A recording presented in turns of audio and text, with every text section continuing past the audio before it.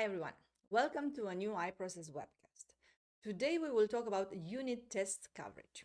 Automotive standards and guidelines require the unit design to be verified. So, how do we know we have enough coverage and when unit tests are complete? Let's use the following example. A read function that has as input x and y.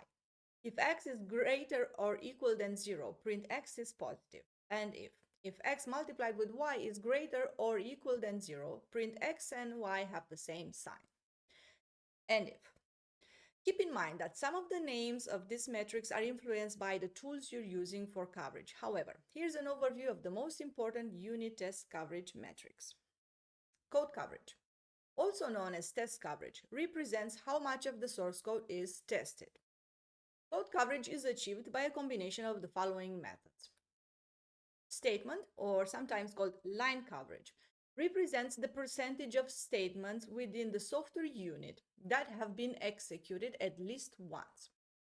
For our read function, if we are testing with x equal 1 and y equal 1, we'll achieve 100% statement coverage.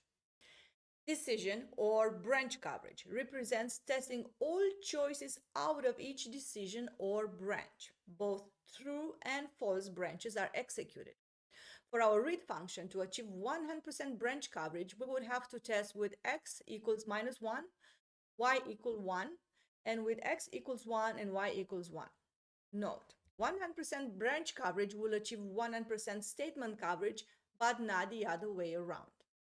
Path coverage refers to the coverage of possible paths between entry and an exit of a software application.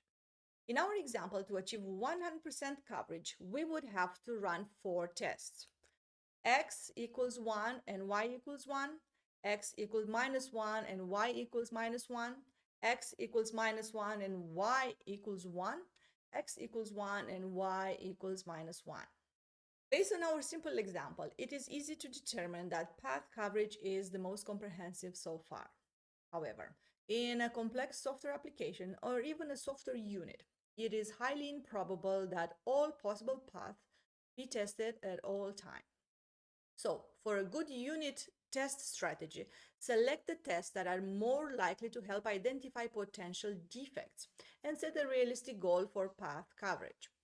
The highest level of rigor is achieved by multiple condition coverage, where all decisions are exercised within all possible input combinations that lead to unique results of that decision.